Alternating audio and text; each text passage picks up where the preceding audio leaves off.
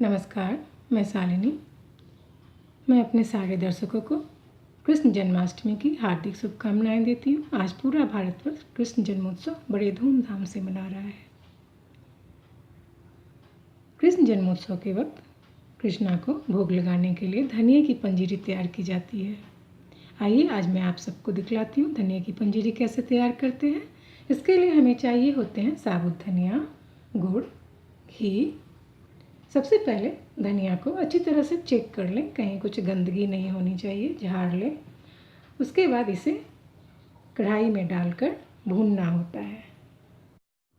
कढ़ाई को गर्म कर लेंगे और उसमें साबुत धनिया डालकर जितने धनिया की पंजीरी तैयार करनी है उतना धनिया को गर्म कर लेते हैं। गर्म करने का मतलब इसे बिल्कुल आंच को सिम रख के धीरे धीरे भुना जाता है।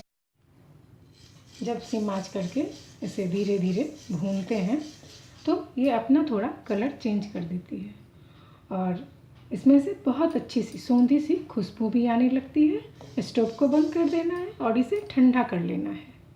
अभी मैं इसे ठंडा कर लेती हूँ। ये धनिया अच्छी तरह से ठंडी हो गई है।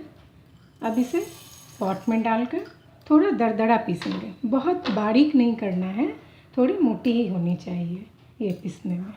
इसे पहले पीस लेना है। ये पीसकर थोड़ी कोरस रहनी चाहिए, बहुत बारीक नहीं पीसना है इसको, थोड़ी सी मोटी दरदरी होनी चाहिए।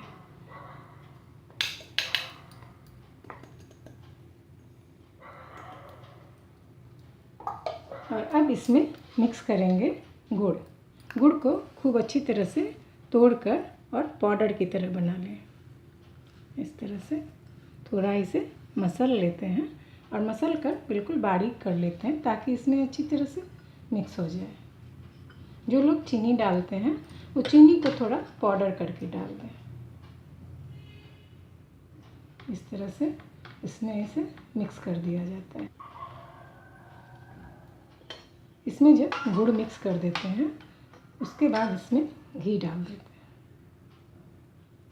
घी इसमें इतना डालना है कि ये अच्छी तरह से मिक्स हो जाए।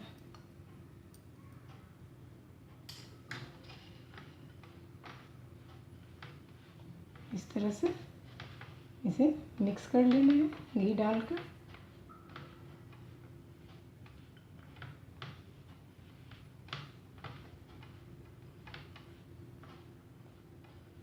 इसमें गुड़ अपने अंदाजे से डाल सकते हैं, जैसा मीठा खाते हैं। ये धनिया बहुत ही फ़ायदेमंद होती है, इसलिए भोग सारी फ़ायदेमंद चीज़ की ही भोग लगाई जाती है। धनिया बहुत ठंडी होती है। इस तरह से कृष्ण जन्माष्टमी के अवसर पर कृष्णोत्सव के वक्त कृष्णा को भोग लगाने के लिए धनिया की पंजीरी तैयार की जाती है।